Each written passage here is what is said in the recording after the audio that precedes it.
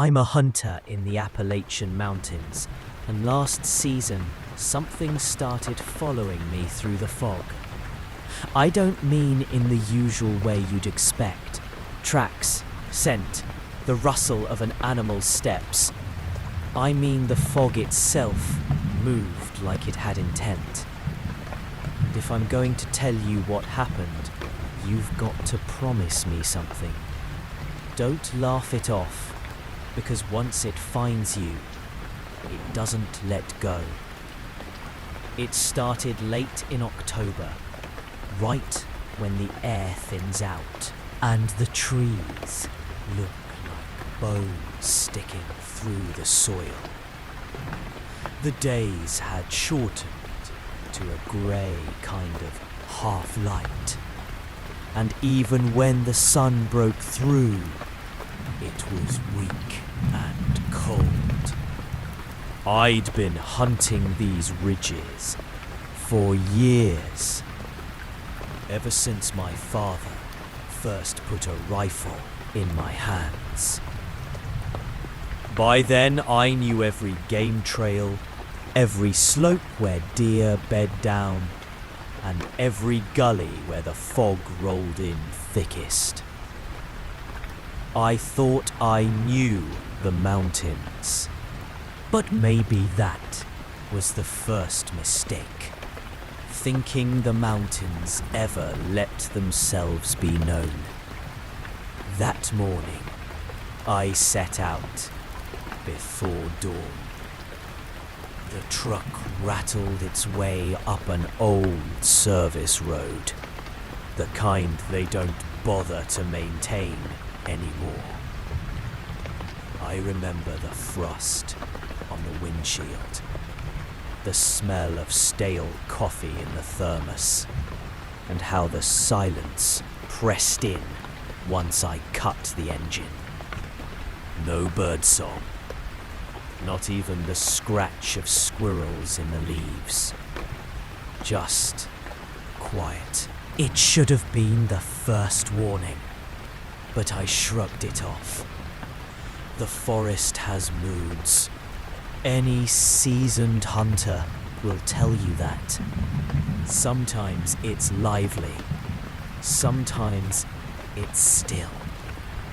You learn to trust your instincts, but you also learn not to spook yourself over nothing. That's what I told myself as I slung the rifle over my shoulder and headed down the ridge. The fog pooled in the hollows like water, pale and heavy. I'd seen that plenty of times, except this time it didn't sit still. It shifted, curling against the slope, dragging across the tree line like smoke pushed by unseen hands. I stopped walking. My breath fogged the air, and I tried to tell myself it was just the wind. But there wasn't any wind. The leaves didn't move. My hair didn't stir. The fog moved anyway. That's when I felt the first twist of unease in my gut. You ever try to reason with yourself while every nerve in your body screams that you're wrong? That's what I did. I pushed on. The woods opened into a clearing about a mile in, where an old fire tower stood rotting on its supports. Hunters used it decades ago. Now it just leaned against the sky like a broken tooth. I always liked that spot. Gave a wide view of the valley and a good place to glass for deer. But the fog was already there, thicker in the clearing than it had any right to be. It wrapped around the tower's legs, spilling across the ground as if the earth itself were bleeding pale smoke. I thought about turning back. My instincts told me to. But hunters are stubborn, and something about leaving then felt like surrendering to nothing more than nerves. So I stayed, climbed the creaking steps up to the tower's platform. From there, I should have been able to see the valley below, the far ridges lifting up like shoulders against the horizon. But all I saw was white, dense, moving, churning white. The forest disappeared beneath it. And then, through the haze, a shape. At first, I thought it was a deer, tall and still at the tree line. My hand went to the rifle without thinking. But as I squinted, my chest went tight. It wasn't shaped right. Too narrow in the limbs, too long in the neck. A figure, yes, but human or animal, I couldn't tell. And then it leaned, unnaturally slow, and the fog folded over it, swallowing it whole. I don't mind telling you, I damn near climbed down faster than I'd gone up. But when my boots hit the dirt, the clearing looked empty. Empty, but wrong. The fog hadn't dispersed. It had drawn closer, crowding the edges of the clearing like a silent audience. That's when I noticed the sound. Or rather, the lack of it. The world had gone mute. No crunch under my boots. No whisper of cloth when I moved. I clapped my hands together just to hear something. Nothing. Silence. Absolute and smothering. Have you ever been in a place so quiet? It feels like you've gone deaf. That's when the first real fear hit me. Because in that silence, I realized something was breathing. Not me, not in the clearing, beneath it. The fog rose and fell, shallow, like the earth itself. Was sucking air. I should have run, I know that. But my legs locked up. I watched as the mist thickened, coiling, pushing itself up the tower's supports like pale fingers reaching. And just when I thought it would swallow me too, a crack rang out through the woods. A branch snapping, sharp as a gunshot. The fog froze, and something moved in the trees behind me. I spun around so fast, the strap of my rifle caught on my jacket. My heart hammered loud enough that, for a moment, I thought I'd broken the silence with sheer panic alone. But no, when the sound came again, sharp and deliberate, I knew it wasn't me. A branch snapping in the middle of the woods isn't unusual. But it is when nothing else is alive enough to make the noise. No deer, no fox, not even the usual whisper of a raccoon moving slow. That silence clung like a wet sheet, and inside it, that one sound became enormous. I raised the rifle. My hands were sweating, slippery against the grip. Hello? don't know why I said it. Maybe because some part of me still wanted it to be a person. Another hunter out late. But deep down, I knew better. The fog shifted in response, pulling back a few feet from the tree line, like it was making room for whatever was there. That's what set my teeth on edge. Fog doesn't make space, it fills it. Unless something's standing inside it. My finger hovered over the trigger, but I couldn't see anything. Just thick white layers, curling and unfolding. Then through it, a flicker of motion.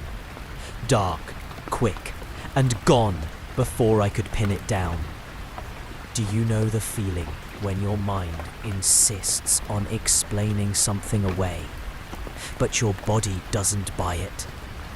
My skin prickled, my knees bent like I was ready to bolt, but my brain kept whispering, maybe. It's just a deer. Maybe it's just a shadow. The two halves didn't match. That mismatch is what makes you feel like you're losing your grip.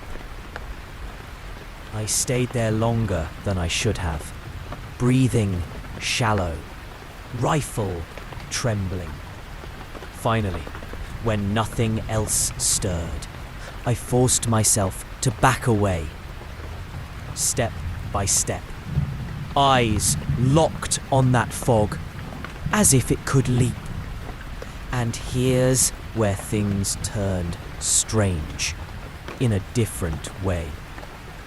Because once I stepped back into the tree line, the silence broke. The crunch of leaves underfoot returned.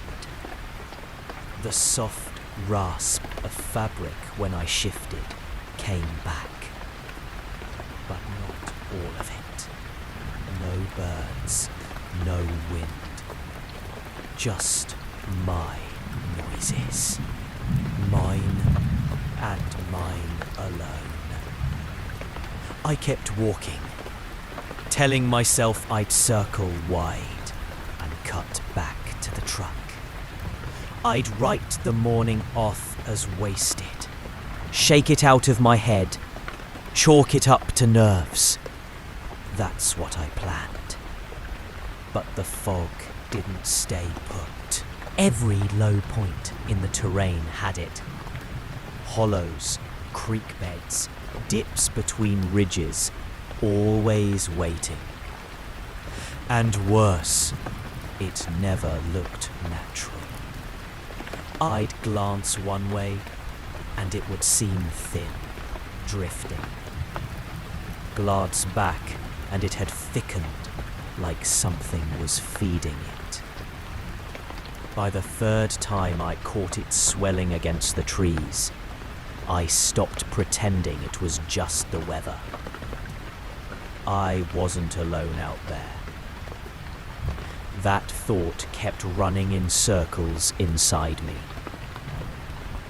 Not a question, a fact. The problem was, I didn't know what kind of not alone it was. Around noon, I reached the old logging road that wound back toward where I'd parked. Relief hit me at first sight of it. Man-made paths mean escape, direction, sanity. But when I stepped onto it, my stomach sank.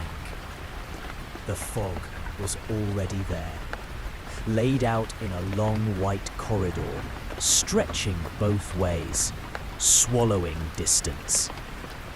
I paused, rifle raised again, listening, and that's when I heard it.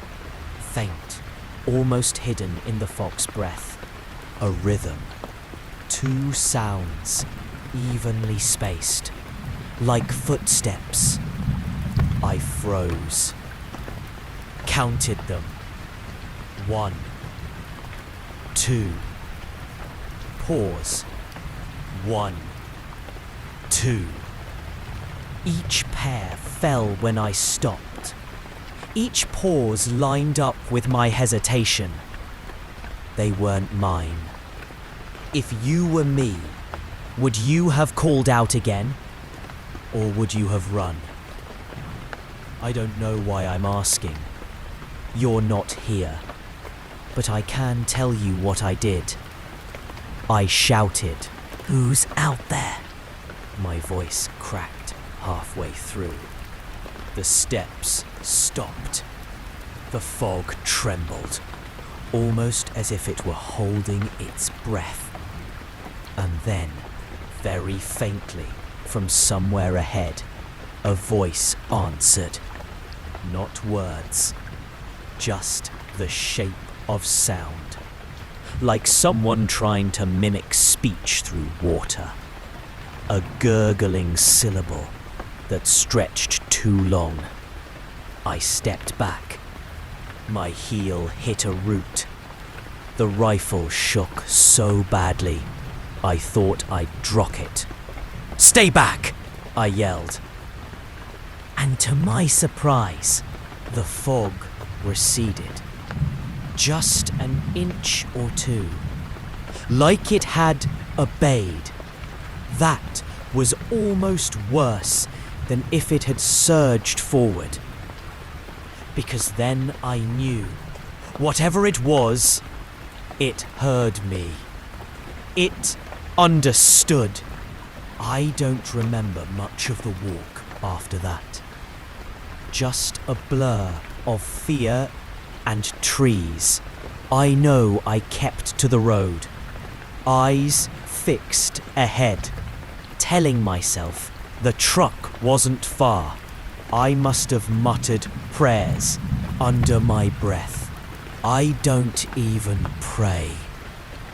When I finally stumbled into the clearing where I'd left the truck, I could have cried, but my relief didn't last, because the windshield was fogged over from the inside. Thick, white, pressed against the glass like breath. I didn't touch the door handle. I didn't move closer. Every instinct screamed at me that if I opened that truck, I wouldn't be stepping back out. So I did something I never imagined myself doing. I walked right past it, deeper into the woods again, away from the only way out. Why? Because whatever was waiting inside the cab, it had already learned how to get in. The path I took led toward the river gorge, a place I knew well enough to navigate, even in panic. I figured I could lose it there, cross the water, maybe break its hold. That was the thought anyway. But as I reached the first slope, I caught sight of something between the trees. A figure. Same as before. Long-necked, narrow-limbed, watching. And this time, it stepped forward. It stepped forward like a puppet finding its strings. Slow, stiff, jerky. My grip on the rifle tightened until my knuckles ached. But I didn't lift it. I couldn't. The figure was still too far, half wrapped in the fog, and if I raised the scope to my eye, I was terrified of seeing its face, or worse, of finding that it didn't have one. The fog swelled around its body as though it belonged to it, or it belonged to the fog. I couldn't tell which. Each step it took was soundless, No leaves stirred, no branches cracked. Just the steady, horrible advance. My body screamed at me to fire, but my head kept asking, what if it doesn't matter? What if a bullet won't do a damn thing? That hesitation cost me. By the time I thought to aim, the figure had vanished. Not by slipping behind a tree, not by ducking low. It dissolved, like smoke snuffed out. The forest was empty again. Empty, but wrong. I backed up until my heel hit stone. The drop into the gorge was maybe 20 feet.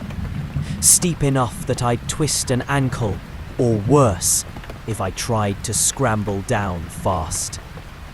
Still, I considered it, because every instinct told me staying on this ridge meant it would come back. I scanned the trees. Nothing. Then, in the silence, a faint splash below. I froze. There's no reason for anything to be in that water. Fast, freezing, deep. But something was down there. The sound came again, rippling up through the gorge like hands slapping the surface.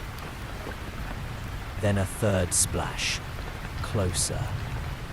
And I realized with a gut-deep certainty, it wasn't moving downstream with the current.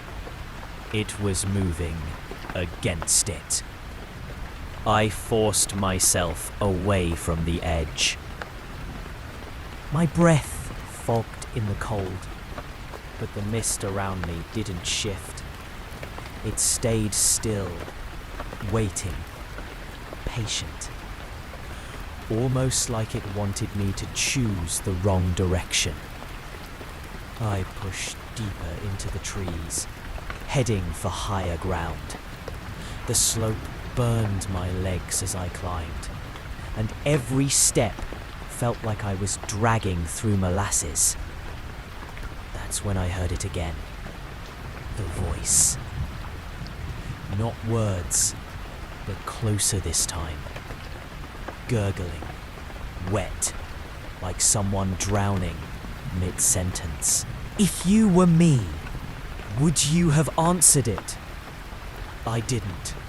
I bit down hard on my tongue to stop myself from calling out. The copper taste of blood filled my mouth, grounding me just enough to keep moving. By late afternoon, the woods had shifted to that darker shade of grey, the hour where shadows grow long and your own reflection in the rifle's scope looks like a stranger. I found a narrow deer blind wedged between two oaks, little more, and a rotted platform, but it felt like shelter. I climbed up and crouched low, forcing myself to breathe slow. From there, I could see the fog filling the lowlands. It wasn't drifting now. It was crawling, pulling itself uphill, spreading against gravity. Watching it was like watching a tide reversed. And inside it, faint outlines shifted, sometimes tall, sometimes low, never holding shape long enough for my eyes to adjust. I wanted to close them, pretend it wasn't there. But every time I blinked, I swore I heard movement in the branches behind me. Small snaps, deliberate, like someone circling. And here's the part I hate admitting. At some point, I started talking, whispering under my breath, nonsense words. Anything to hear a voice but wasn't that wet gargle. You're fine. Just fog. Just nerves. You're fine. Over and over, like a child rocking in the dark. It didn't help. The fog reached the base of the blind. It coiled around the supports, too thick to see through. My stomach lurched when I realized the wood was vibrating under me. Not much, just enough that the nails rattled, as if the mist itself were pushing against the structure, testing it. Then something whispered. Not the gurgle this time. Clearer. A voice, low and strained, rising from the fog like steam. My name. I jerked back so fast, I hit the trunk behind me. My name. No one else was out there, and still, it called me, long and drawn out, like a friend begging me down. That's when I snapped. I fired into the fog. Once. Twice. 3 times. The shots roared through the woods, hot casings clattering against the platform. For the first time all day, sound returned to the forest. And then, nothing. No scream, no impact, no blood. Just fog, folding back, swallowing the noise whole. I stayed there shaking until the last of the light bled out of the sky. My ears ran, my shoulders ached, and my throat was raw from breathing hard. But I didn't move. Not until the night fully settled, and even then, only because something shifted directly beneath me. A hand, pale, too long in the fingers. It reached up through the slats of the blind, curling slow, testing the air just inches from my boot. That hand, God, I'll never forget it. The way the skin stretched too tight over the bones, slick with a wet sheen, as though it had been soaking underwater for too long.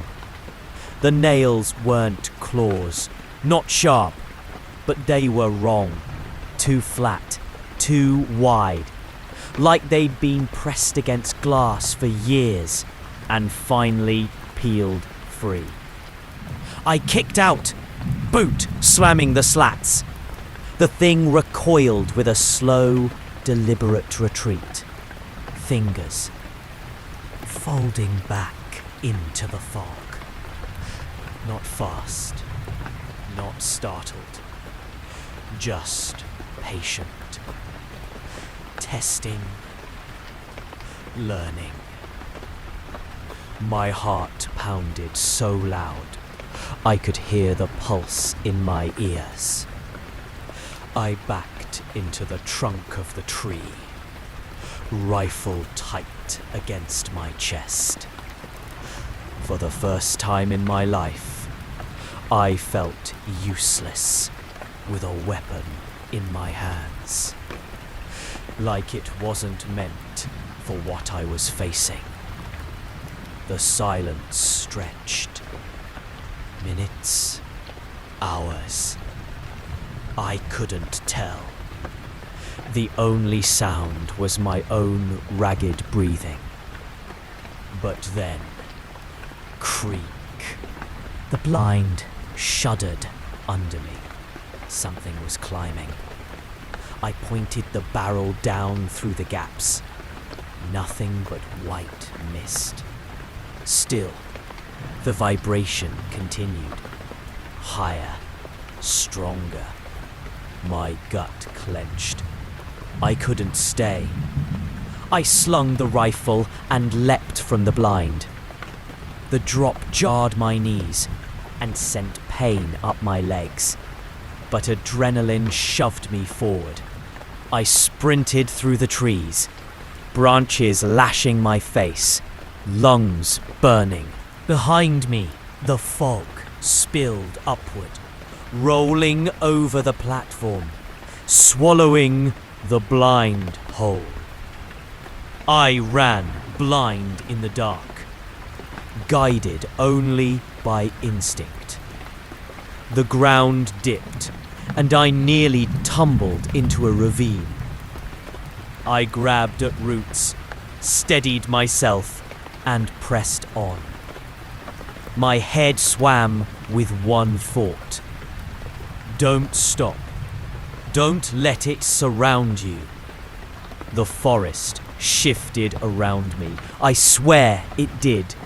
Trails that should have led downhill curved back uphill. A creek that ran east now seemed to run west. My landmarks were gone, eaten alive by the fog. It was herding me.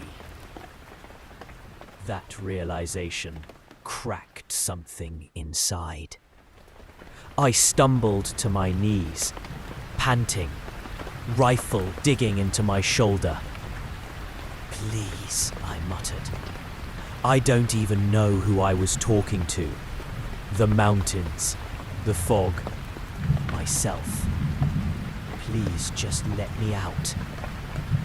And then, as if answering, the mist parted, just a sliver, enough to show the faint outline of a cabin down the slope. I didn't think. I just ran. The place looked ancient. Logs dark with rot. Roof sagging. Windows black and hollow. I didn't care. I barreled through the door, slammed it shut, and pressed my back against it. For the first time all day, I felt like I'd found a barrier. 4 walls, a line between me and it. The inside smelled of mold and old smoke. Dust coated the floor, thick enough to prove no one had been here in decades. My flashlight beam swept over a collapsed table, rusted stove, a few shattered jars. Empty. Safe. Or so I thought. Because when I turned the beam across the far wall, I froze. The boards were covered in scratches. Dozens of them, crisscrossing, deep enough to gouge the wood. Some high, some low, some in patterns that almost looked like letters, but never formed words. Beneath them, the floor was dark-stained. Old, dried, but unmistakable. Blood. I backed up, flashlight shaking in my grip. My boot struck something soft. I looked down. A shoe, torn, half buried in dust. Too new to belong to this cabin. Too human to ignore. Someone else had made it here, and they hadn't made it out. If you were me, would you have stayed in that cabin? Or would you have run back into the fog? I stayed. God help me. I stayed. Because outside, the fog was pressing against the windows, thickening against the glass like frost. It didn't try to force its way in. Not yet. But it waited. I swear it waited. The hours stretched. I sank into a corner, rifle on my lap, flashlight trembling in my hand. Sleep hovered at the edges of exhaustion, but I couldn't close my eyes. Not with the scratching sounds that started against the door. Slow, measured, like fingernails dragging down the wood. I raised the rifle, staring at that door until my vision blurred. My whole body locked in a shiver. I couldn't stop. And just when I thought I couldn't bear it anymore, silence. The scratching stopped. Relief washed in like a tide. But it lasted only seconds. Because from the far wall, from the deepest gouge in the wood, came a sound I'll never forget. A wet inhale, like lungs dragging in air for the first time. The scratches weren't just marks. They were openings. And something inside the wall was breathing. I bolted upright, flashlight jerking across the planks. The sound came again. Long, shuddering, hungry. Then a crack. A splinter peeling outward. The boards bowed. Something was trying to come through. The boards bowed again. A sharp pop ringing out as one of the nails gave way. I stumbled back, rifle up, though every part of me screamed that wood and bullets weren't going to hold against whatever pressed on the other side. The breathing grew louder, wet, throaty. Each inhale sucked splinters inward. Each exhale pushed dust into the air. It wasn't just trying to break through. It was trying to fill the room. I aimed and fired. The blast split the cabin with deafening thunder. For a heartbeat, silence followed. I thought maybe I'd stopped it. But then the wood split down the center, like ribs cracking, and pale mist bled through the gap. The fog poured in, curling along the floor, creeping toward my boots. It wasn't drifting, it was reaching. And in the white swell, I saw a shape pushing forward. I backed into the center of the cabin, rifle shaking. My flashlight caught glimpses of it.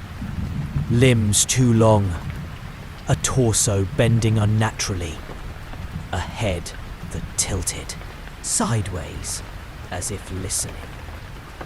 When it leaned, the boards cracked open wider, the nails snapping one by one.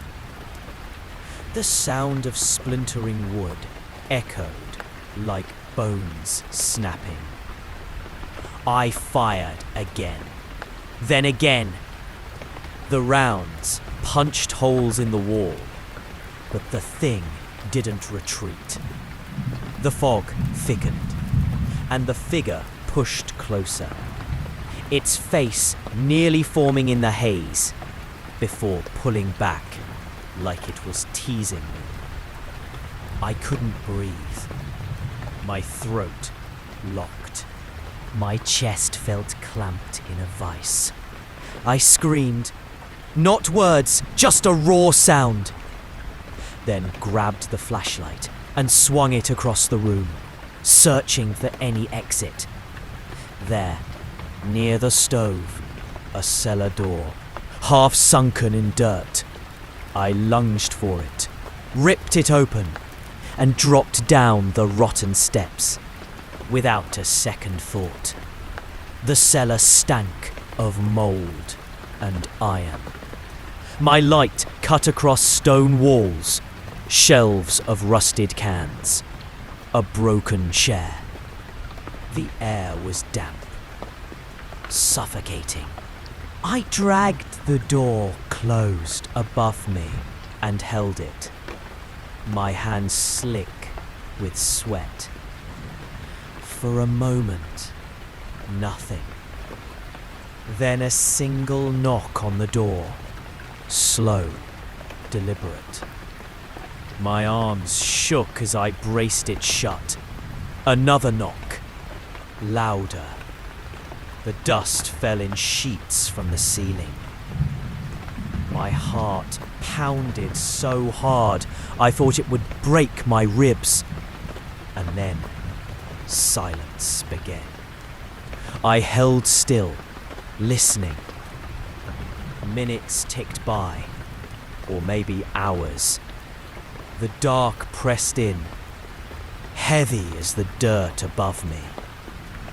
Finally, I let myself breathe. Maybe, just maybe, it had left. That's when I heard it, from the far side of the cellar, breathing. Not from above, from inside the dark with me. I whipped the flashlight toward it.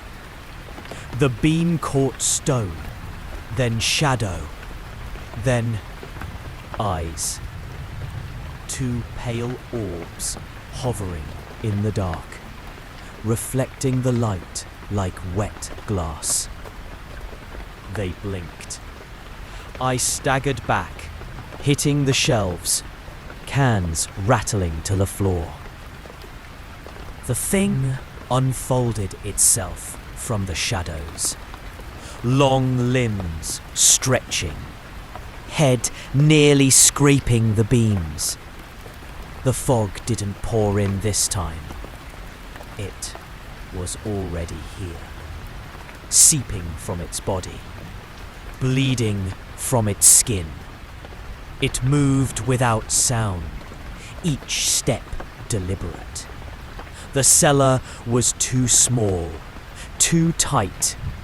There was nowhere to run. I raised the rifle, hands shaking so hard I could barely line up the shot. I fired, point blank. The blast lit the cellar like lightning. For the first time, it made a sound. A guttural, liquid shriek, like water forced through a broken pipe. The recoil slammed me back, ears ringing. The smoke cleared. The figure was still there, only closer. Its face. God, I can hardly describe it. Not flesh, not bone. A mask of shifting fog, features forming and dissolving, as if it couldn't decide what to be. For a second, it wore my own face, my own eyes staring back at me. I stumbled toward the stairs, scrambling up them two at a time. My shoulder rammed the cellar door. It barely budged. The fog above had thickened, pressing down, holding it shut. I shoved harder, every muscle straining. Behind me, the thing dragged itself closer, its limbs scraping stone. My lungs burned, vision sparking. With a final scream, I threw my weight up, and the door burst open. I spilled into the cabin. The air was thick, choking, but I ran anyway. Through the doorway, into the trees, blind with terror. The forest swallowed me whole. Branches tore my face. Roots caught my boots, but I didn't care. I ran until my chest felt like it would split. Only then did I stop, collapsing against a fallen log. The woods were silent. No fog, no figure. Just me, shivering, gasping, hands raw and bleeding. For a moment, I thought I'd escaped. Then I noticed it. The air around me wasn't moving. Not a breeze, not even the faint shift of night insects. Dead still. And slowly, from the tree line ahead, a white curl rolled out, followed by another. The fog hadn't lost me. It was herding me again. And when I turned, when I looked behind me for another way out, I saw them. Not one, not two, dozens. Figures in the mist, standing between the trees. Every one of them leaning, listening. And they all had my face. They stood in a crooked half-circle around me. Pale outlines bleeding from the mist, each one wearing my face. Not perfect copies, warped, stretched, some younger, some older. One looked like me as a boy, rifle too big for my arms. Another had my father's jaw, my own features twisted to resemble him. Others bore scars I didn't recognize, futures that hadn't happened, lives I'd never lived. I couldn't breathe. My chest clenched like a fist had wrapped around my lungs. They weren't moving. They were waiting. I lifted the rifle, though I already knew it wouldn't matter. My arms trembled, sight swinging from one figure to the next.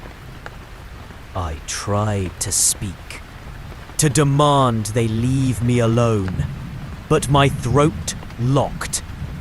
All I managed was a hoarse rasp.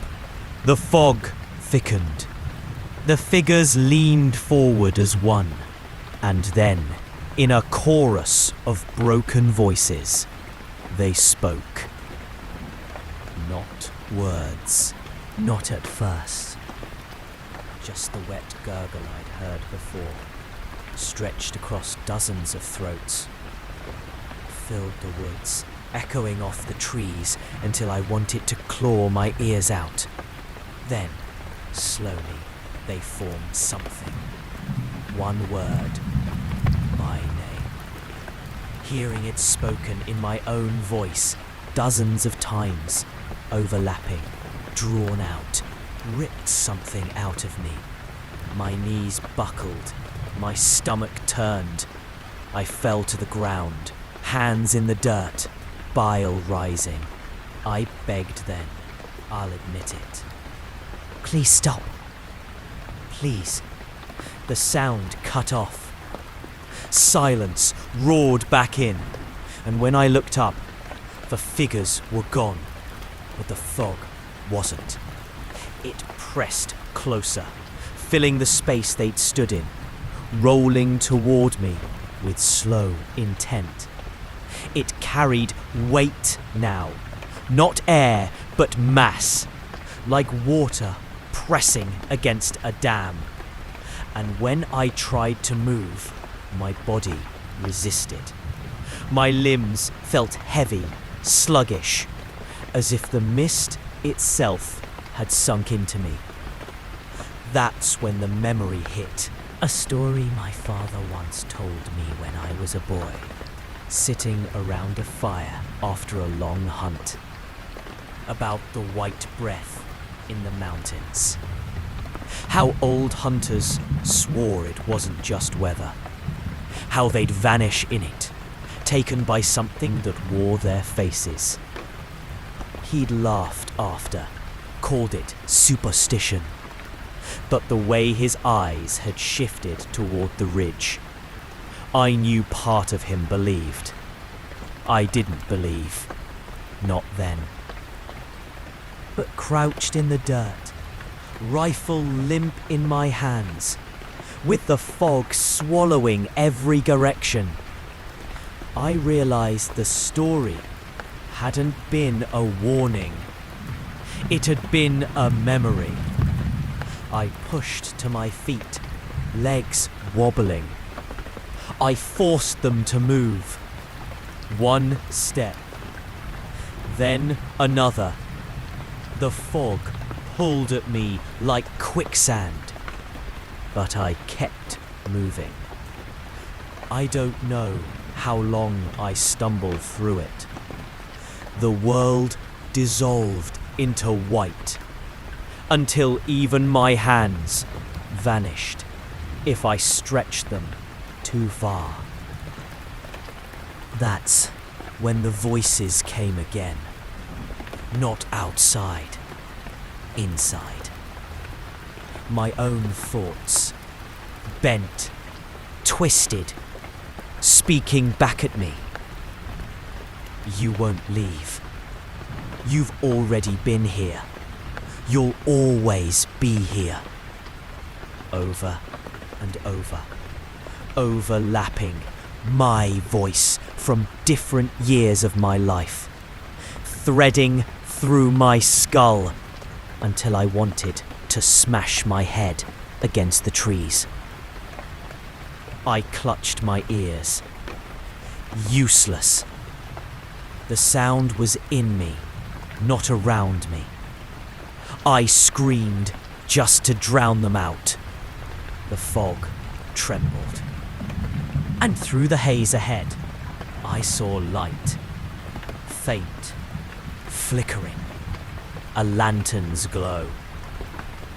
I staggered toward it. Each step felt like wading through chest-deep water, but the light didn't fade. It swelled, and as I broke through the fog, I found myself standing at the edge of another clearing. The lantern hung on the porch of a cabin, not the one I'd found earlier. This one looked alive. Smoke rising from the chimney. A door half open.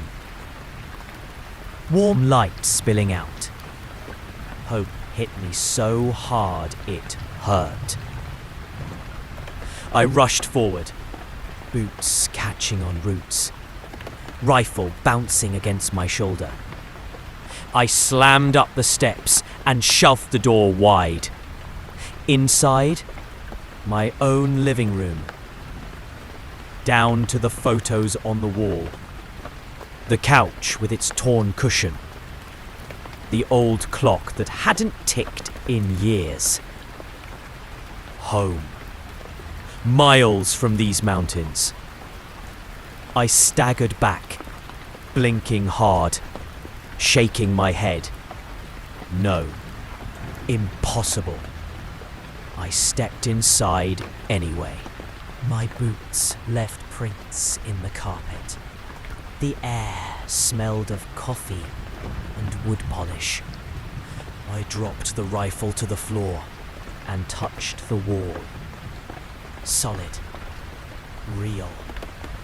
And then, footsteps upstairs. Slow. Heavy. I froze. My voice caught in my throat. Hello. Silence. I climbed the stairs, each one groaning beneath me. The hallway stretched long, lined with doors. My bedroom at the end. The door was open, light spilling out. I stepped through, and there I was, sitting on the edge of the bed, head in hands. My own body, my own clothes, my own shape. Breathing slow, like I'd been waiting.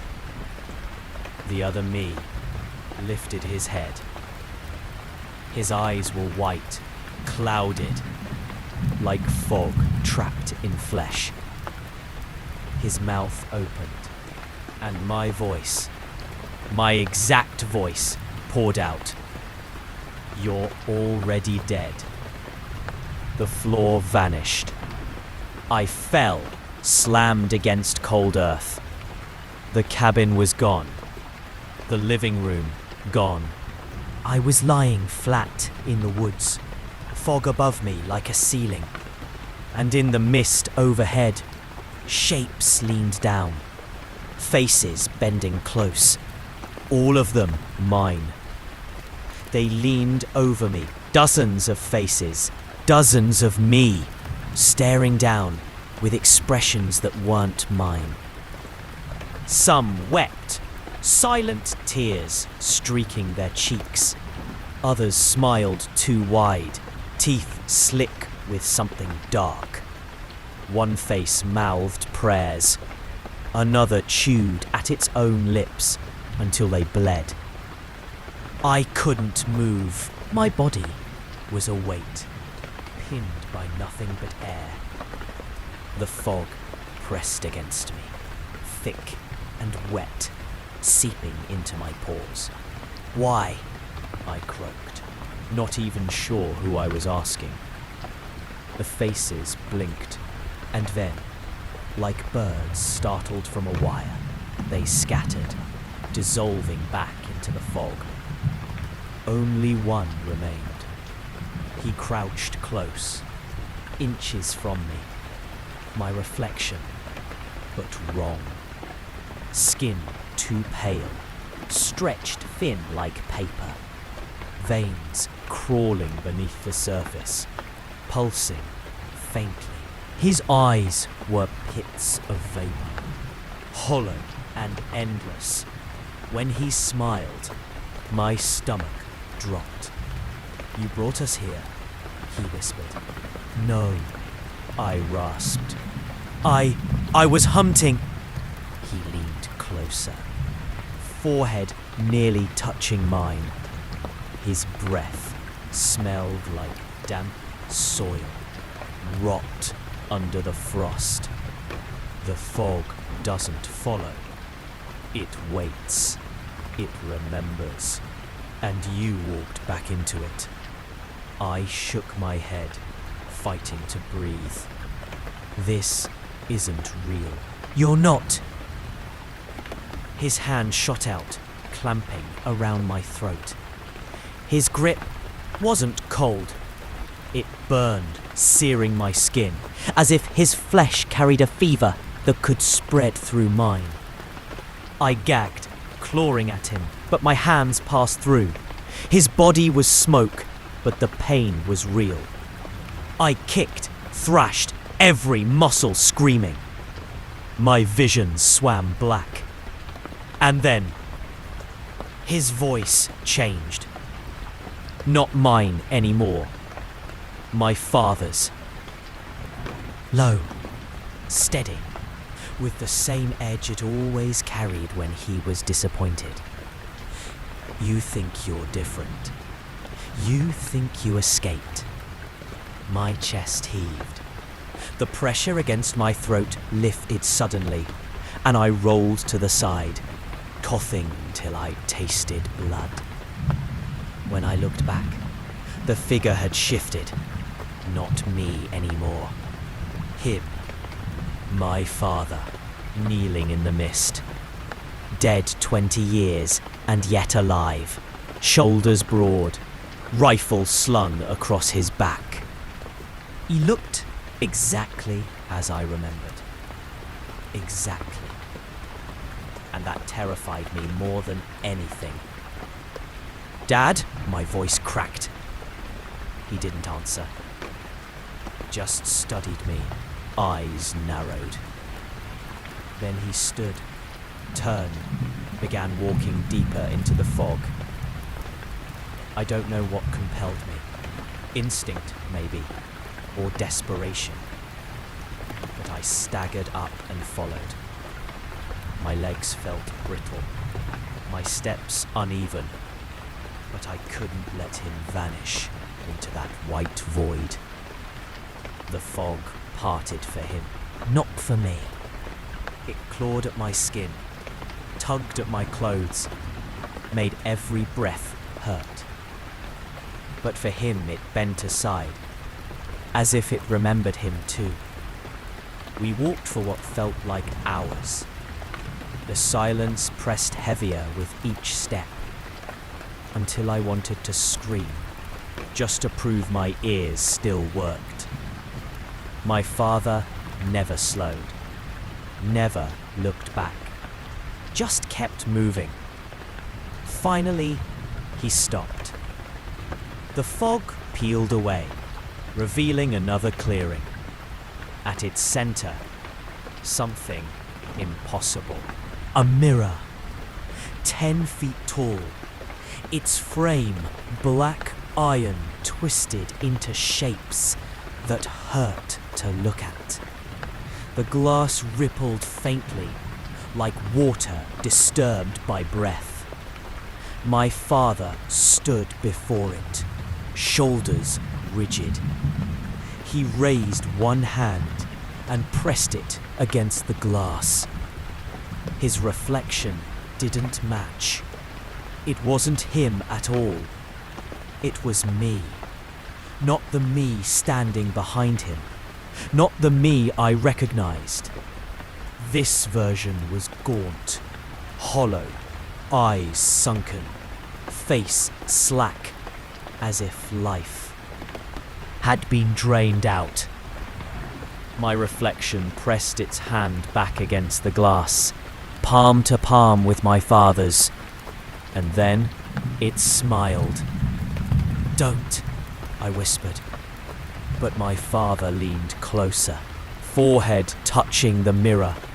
His body began to shudder, jerking in sharp spasms, as though the reflection was pulling something out of him. His skin paled, his frame shrank, and before I could move, he collapsed. Just fell, like a puppet with its strings cut. I rushed forward, dropping to my knees beside him. His body was already cold, eyes glazed. The reflection in the mirror leaned closer, pressing its face against the glass. My face, my mouth. But when it opened its lips, the voice that poured out was a chorus. Mine, my father's, the warped copies from the woods, all braided together. Your turn. The glass rippled outward, stretching into the air like a hand reaching through water. Fingers formed. My fingers, they curled, beckoning. I stumbled back, shaking my head violently. "No, no, I won't." The voice cut me off, filling the clearing, rattling in my bones. "You already have."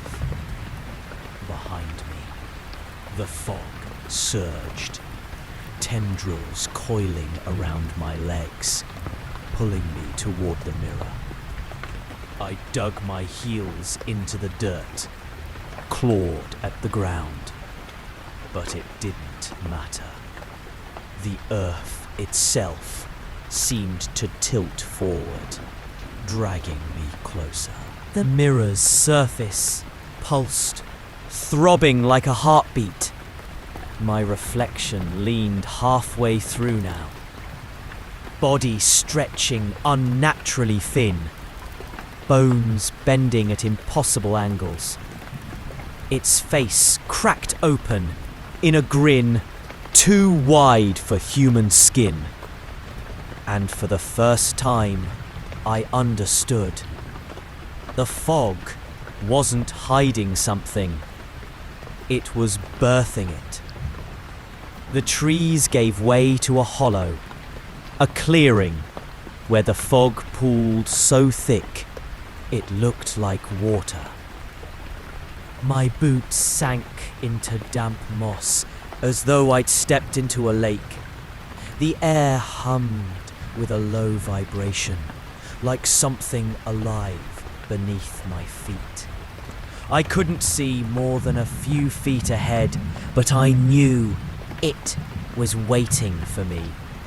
The mist wasn't just rolling anymore. It was pulling. Each tendril reached for my legs, wrapping cold around my calves like hands. I stumbled, raised my rifle, but I couldn't tell if I was pointing at air or something crouched in the white. Then, movement, a shape taller than any man, shifting just beyond clarity, and it whispered my name. Do you know what it's like to hear your name carried on a fog? It doesn't echo. It seeps inside you, curling around your ribs until it beats with your heart. I wanted to run.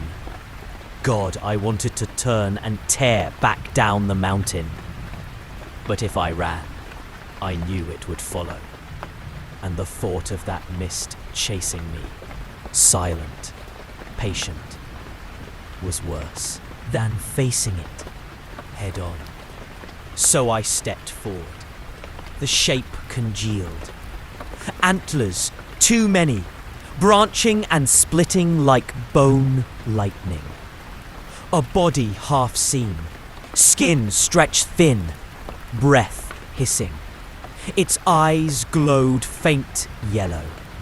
Not bright like a lantern, but sickly like fungus. The mist recoiled and then surged again, as if breathing with it.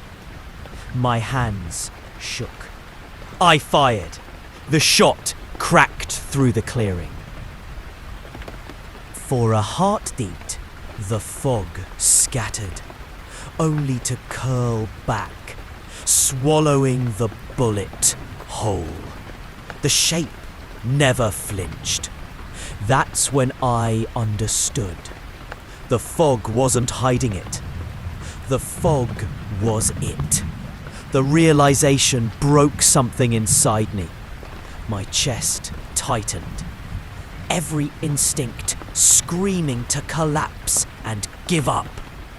I staggered backward, but the tendrils of mist slid across my skin, tugging me closer like puppet strings. Its voice pressed against my skull. Not words, not exactly, just the heavy suggestion of hunger. I dropped the rifle. It felt useless, a child's toy. Instead, I pulled the old hunting knife from my belt. My father's knife. The one he swore had saved him from a bear once. The handle fit into my palm, as if reminding me I wasn't done yet. If I was going down, I'd meet it with steel in hand. The fog surged. I slashed. The blade cut through mist, through air, through nothing, until it met resistance. A sound like tearing fabric ripped through the clearing. The creature screamed, or maybe the mountain itself did. The sound was enough to rupture my ears, to make the ground shudder. I carved again, desperate, striking at shadows, at glimpses of hideous flesh, at eyes that blinked where no face should be. And then, silence. The fog collapsed, pouring flat against the earth like spilled smoke. I was left kneeling, knife slick with something dark that evaporated even as I stared at it. My chest heaved, my vision blurred. The mountain was suddenly bare, just trees and rock and cold night air. But here's the thing. The fog wasn't gone. Not entirely. It lingered at the edges of the clearing, swirling low, as if retreating, but not defeated. Watching, waiting. I felt it circling, patient as a predator, with all the time in the world. I stumbled down the mountain at first light, knife still in my hand, clothes damp, throat raw from screaming I didn't remember doing. By the time I reached my cabin, the fog had thinned to nothing. The sky was clear. Birds sang like nothing had ever been wrong. I haven't been back to that ridge since. I won't. But the fog, it doesn't need the mountain anymore. Some nights, even here at home, I catch a wisp curling past my window, pale against the glass. Sometimes when I wake up before dawn, my breath doesn't rise in clean puffs. It swirls. It lingers. Like it knows me. Like it followed me back. And if you ever find yourself in the Appalachian Mountains, and the mist begins to move with purpose, don't stay. Don't breathe it in. Don't listen when it whispers your name. Because I swear to you, it's still out there. And it's still hungry. Dot.